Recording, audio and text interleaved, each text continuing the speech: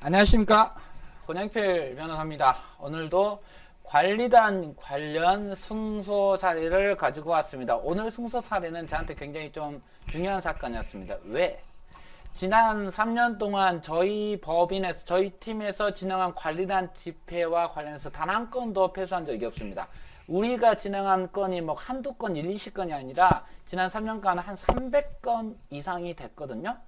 그에 의해서 파생된 사건만 500건 이상이 됐는데 거기에서 단 한 건도 패소한 적이 없었습니다. 그런데 이 사건 때문에 흑역사가 발생을 했고 결정적으로 서울 고등에 가가지고 이겨버린 사건입니다. 사실 고양지원 판사가 문제인데, 고양지원은 가처분을 신청한 당사자한테 굉장히 불리하게 판단, 거기에서 가처분을 인용된 사례가 거의 별로 없던 것 같습니다.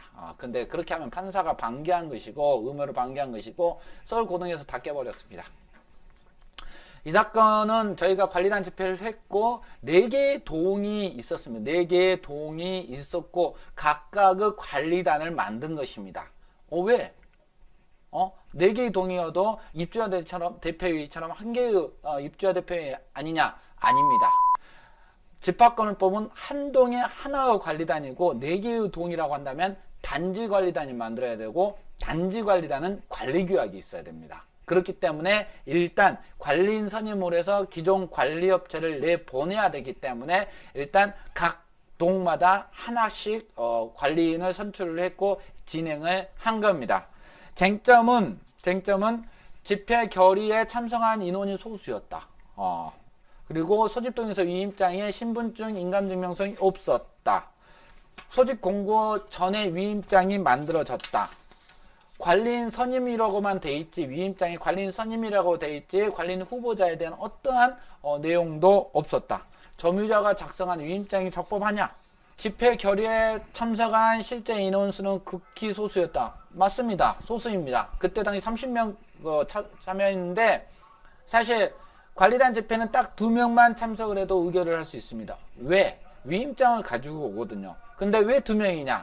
한 명이 과반수 이상을 가져올 수 없기 때문에 그렇습니다. 그렇기 때문에 참석 인원수는 상관이 없습니다. 소집동에서 위임장에 신분증이나 인감증명서가 필요하느냐? 필요 없습니다. 너무도 유명한 서울고등법원 판례가 있습니다. 그리고 이것에 대해서 위임이 위조되었다라는 것은 상대방이 입증 책임을 부담해야 됩니다. 집회 소집 공고가 먼저 이루어지기 전에 위임장을 작성한 거, 이거 타당한가? 타당하다.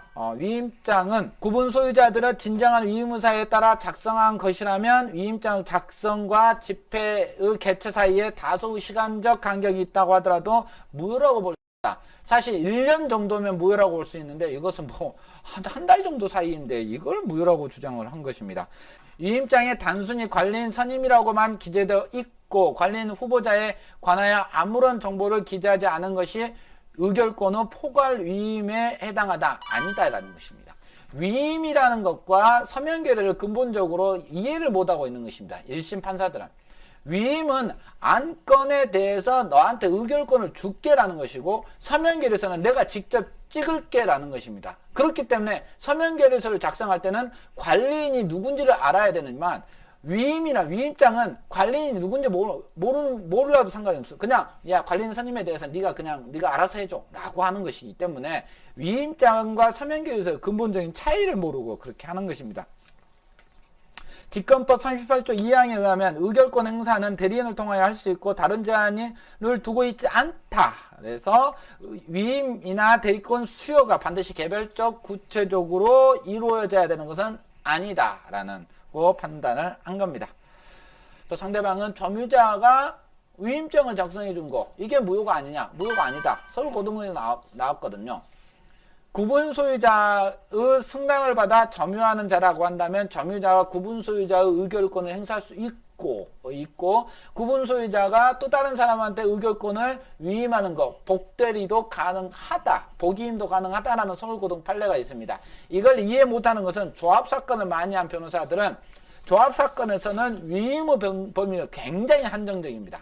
그리고 위임장을 주려면 인감증명서를 첨부해야 됩니다. 이게 뭐냐면 조합은 재산권과 직접적인 관련이 있기 때문이고 반면에 관리단 운영과 관련해서만 이 점유자한테 의결권이 자동 이임되거든요. 그러면 거기에 살고 있는 점유자가 그 관리의 직접적인 당사자이기 때문에 더더욱 복위임도 가능하다고 판단한 겁니다.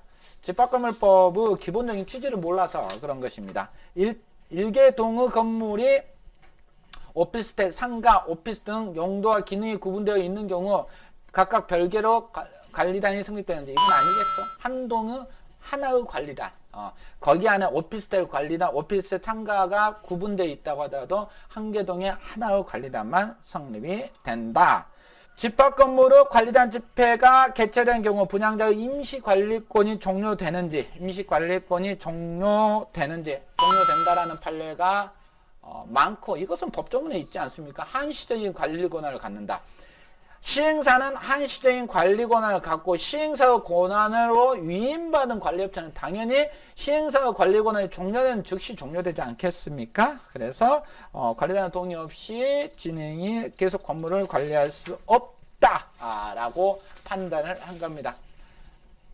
당연히 승소해야 되는 사건임에도 불구하고 1심에서 그렇게 돼가지고 굉장히 제가 화가 났죠. 예. 관리단 사건 권영필 변호사한테 맡기십시오. 승소로 마무리해드리겠습니다. 권영필 변호사입니다.